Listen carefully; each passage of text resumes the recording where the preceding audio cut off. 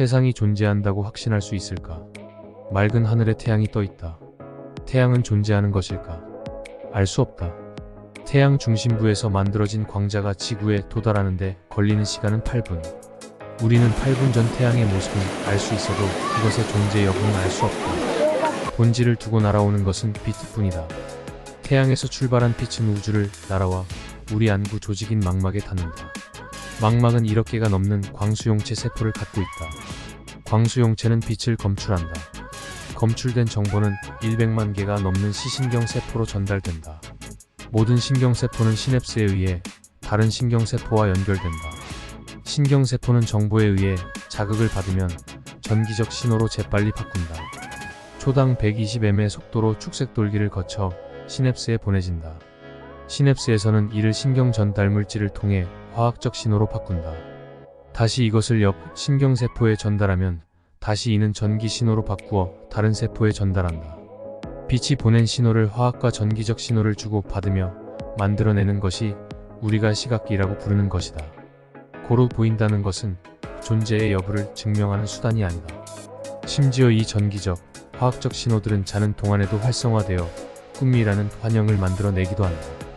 꿈속에서 우리는 그것을 생생하게 체험하지만 그것이 존재하는지에 대해서 꿈에서 확신하기 어렵다. 만약 눈앞에 빨간 사과가 있다고 해보자. 그것은 존재하는 것일까? 알 수 없다. 빨간 사과가 있다는 사실도 같은 원리로 확인한다. 일단 사과를 보기 위해서 광원이 있어야 한다. 광원이 없는 상태에서는 사과는 보이지 않기에 존재하는지 알 길이 있다. 사과를 본다고 해보자. 태양광이나 형광 등 불빛에서 나오는 광원은 입자이자 파동이다. 광원에서 쏟아져 나온 광자들은 사과 표면에 부딪힌다.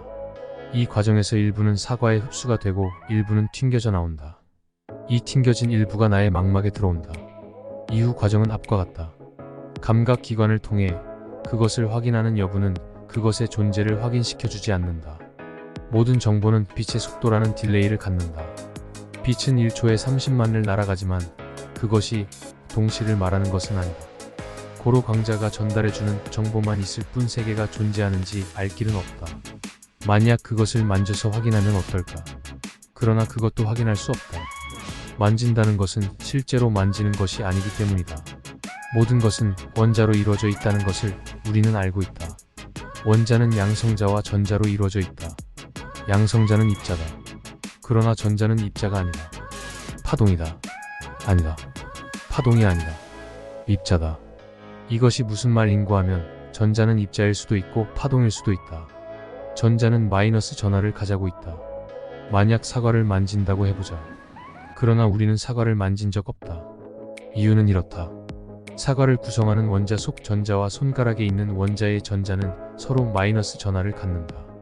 고로 이 둘은 반발력을 가져 결코 닿지 않는다. 사과의 전자와 손의 전자는 전자기력을 갖는다. 결국 이 둘은 반발하여 서로 접근할 수 없고 일정 근접거리에서 멈춘다. 이때 우리의 피부에는 압력과 온도 등 진동을 인식하는 수용기가 있다. 이 수용기를 통해 물리량이 측정된다. 이들은 다시 전기적 신호로 바뀌어 옆 신경세포를 전달하며 뇌까지 가서 닿는다. 결국 모든 것은 우리 내부의 전기적 신호가 만들어낸 이미지일 뿐이다. 이것은 외부의 존재와 관련 없다. 오감을 통해 존재라고 확신하는 것들은 거의 대부분 전자신호다. 그렇다면 컴퓨터 속에 존재하는 빨간 사과 또한 같은 방식으로 존재한다. 이 둘 다 전자신호의 해석으로 이루어진 것이다. 무엇이 진짜고 무엇이 실제인가? 알 수 없다. 양자역학의 아버지 닐스 보어, 역사상 가장 위대한 이론 물리학자 아인슈타인이 만난 적 있다. 양자역학은 관찰자의 중요성을 말한다. 고로 관찰자가 보지 않으면 달은 존재하는지 존재하지 않은지 알 수 없다. 실제로 앞서 말한 것처럼 전자는 입자이기도 하고 파동이기도 하다. 신기하게도 관찰자가 관찰하면 그것이 입자로 존재하다가 관찰자가 관찰하지 않으면 그것은 파동이 된다. 이 말을 아인슈타인은 이해하지 못했다. 전자는 또한 양성자를 돌고 있지 않으며 파동의 형태로 존재하고 있다가 관찰자가 관찰하면 그때서야 입자가 된다. 고로 전자가 어느 곳에서 관찰될지는 확정 지을 수 없으며 어느 곳에서 발견될지 확률로만 존재한다. 고로 사과는 여기에 있을 수도 있고 혹은 없을 수도 있으며 중국이나 미국에 있을 수도 있다. 그것은 오로지 확률로만 존재한다. 이에 아인슈타인은 말한다. 회신은 주사위 놀이를 하지 않는다네. 이에 닐스 보어는 말한다. 회신에게 이래라 저라래 하지 마시오. 이 모든 것은 확률적 가능성으로만 있다가 그것을 관찰하면 존재가 된다. 그렇다면 그렇다고 존재가 존재한다고 할 수 있을까? 그것도 알 수 없다. 가장 작은 입자라는 원자는 앞서 말한 것처럼 양성자와 전자로 이루어졌다. 전자는 입자이기도 하고 파동이기도 하다. 100번 양보하여 전자를 입자라고 보더라도 원자는 물질이라고 보기 힘들다. 원자를 구성하는 원자핵과 전자는 그 둘을 제외하고 나머지 99.999%가 텅 빈 공간이기 때문이다. 그것이 무슨 말인고 하면 원자핵 하나의 크기를 축구공이라고 해보자. 그 경우 전자는 고작 먼지 크기 밖에 되지 않으며 그 거리는 서울시청에서 수원쯤 된다. 고로 원자는 서울시청에 있는 축구공 주변을 부유하는 먼지의 공간 비율을 갖는다. 결국 사과는 공간이다. 사과를 구성하는 99.999%는 빈 공간이며 그것은 나의 손, 나의 발, 달, 지구를 포함하여 모든 것이 다르지 않다. 그러나 그것이 존재한다고 할 수 있을까? 알 수 없다. 세상은 이처럼 모두 비워져 있다. 또한 물질이라는 것도 굉장히 불안정적이다. 빈 공간이라는 것은 물질과 반물질의 쌍입자가 순간적으로 생성됐다가 사라지기를 반복하는 현상이다. 즉 멀리서 지켜보기에 그저 0일 뿐이지만 그 0을 확대하면 무수한 1과 마이너스 1이 순간적으로 생겼다가 사라졌다를 반복하며 다시 0이 됐다가 다시 1이 됐다가 마이너스 1이 되길 반복한다. 스티븐 호킹 박사는 우주에 존재하는 모든 양의 에너지와 음의 에너지 총합은 0이다라고 했다. 엄청나게 출렁거리는 양의 에너지와 음의 에너지 사이에서 우리는 아주 가까스로 양의 에너지를 움켜쥐고 그것을 존재한다고 믿고 사는 것이다.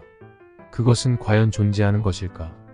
끓는 물에 거품이 오르고 내리는 것을 보며 그 거품은 존재하는 실체인지를 따져 묻는다면 알 수 없다고 답할 것이다. 그것은 생겼다가 사라지기를 반복하는 환영일 뿐 결코 존재하지 않는다. 모든 것은 신호로만 존재한다. 그것은 관찰자에 의해서만 존재한다. 그것이 과연 가상현실과 다를 바는 무엇인가? 이에 일론 머스크는 우리가 사는 세계가 가상현실이 아닐 확률이 10억 분의 1이라고 했다. 많은 과학자들 또한 시뮬레이션 우주론을 주장하기도 한다. 모든 정보로만 존재하는 혹은 존재한다고 할 수 없는 존재들이 채워진 세상을 우리는 어떻게 바라봐야 할까? 모든 것이 의무하다는 노자, 모든 것이 공하다는 부타, 모든 것이 확률이라는 양자역학, 모든 것은 0이라는 스티븐 호킹. 왜 모든 현자는 모든 것이 공간이라는 사실을 미리 알았던 걸까?